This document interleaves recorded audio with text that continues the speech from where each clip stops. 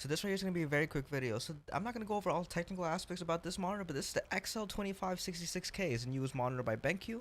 And this right here is my old Alienware 360hz, the AW2521H. So first let me go over the pros and cons of the XL2566K. So the first thing I dislike is that the bezels are huge. So like, I don't know if I could really show you here, right? Well, you probably saw it in the beginning, but like, this is like a centimeter and a half, right? And when you go on a monitor that I already have, look, there's like no bezels. There's really nothing all around. There's a little bit in the bottom, but like just all around, it's just perfect. All right, there's like nothing there. Second thing I dislike about this monitor is that I'm going from IPS colors to TN. So my old monitor is an IPS panel. It's really good. It feels like a very high-end product when you're looking just at the screen.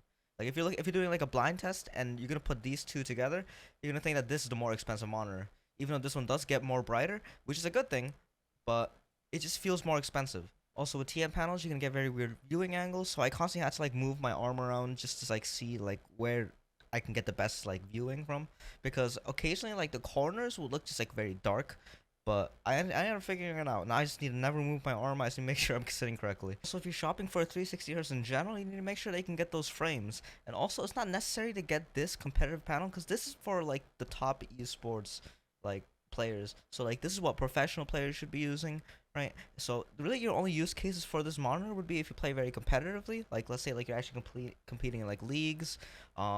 Let's say you're a content creator that needs to get as many clips you can, and you can just afford to like drop the extra 150 over to Alienware. Those are really the only use case that you would need this monitor. Otherwise, I think it would be a better personal experience just to get to Alienware. It's gonna give you a very similar experience, right? But the edge that you get with Dyac Plus and having no motion blur is game changing. So one issue that I did have with the Alienware is just that like when you turn off your brain and you just go into like a flow state, right? Sometimes it's hard to see people in some games. Like Rainbow Six Siege, right? If I just turned off my brain, right, and I'm just like operating, sometimes I just wouldn't see someone. Like especially if, like they weren't moving. But the clarity that you get from the XL2566, you're not gonna run into that issue.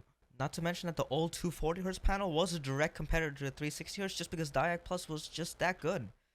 Professional players will literally be switching back to 240hz just to that monitor just because it was a better competitive experience. So there's no really way to like upgrade from this monitor in my opinion, because technology, yeah, you're gonna go up to like 500 frames at some point in like 2 years, right? That's gonna be kind of like the new norm for 1080p, but I think in the future what's gonna happen is that we're just gonna go up another resolution. All right, so there's already a 1440p 360hz panel, and I think that's gonna be the new norm in 2 years when the 5000 series RTX comes out. But right now, right, I'm gonna stick to 1080p just because I know I can run it perfectly with my 5900X 3090. I think I'm gonna be using this panel for multiple years. I don't see the jump to 1440p being that good. But who knows? I haven't tried the 1440p 360hz panel yet, but I do know in games like Battlefield or like very long range engagements, maybe even Tarkov, if you can run that game at a very like high FPS, then you're gonna have an advantage.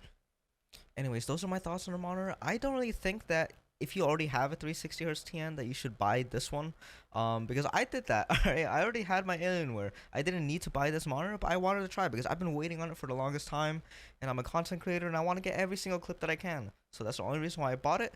A more sensible upgrade probably would have been to buy a 4090, but you know, I didn't really see the need to because I was already getting the frame rate target that I needed. Also, one thing to note is that there is a headphone stand in the back, so you know, not a lot of monitors come with that, so that's convenient. I wish the Alienware had that one. But anyways, hope you guys liked the video.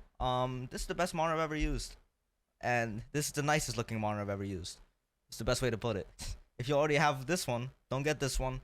If you don't have either, get this one. But if you're more on a budget, right, and you want to save that more towards like a better like CPU or something, right, then obviously get this one, because your experience may vary.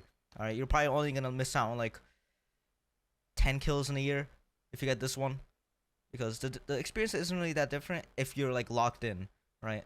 But if you're on autopilot mode, then alright, go for this one, because I rely on going to autopilot most of the time. Alright, I don't be talking shit. It is getting worse. Only 5.9% of you guys are subscribed. Subscribe!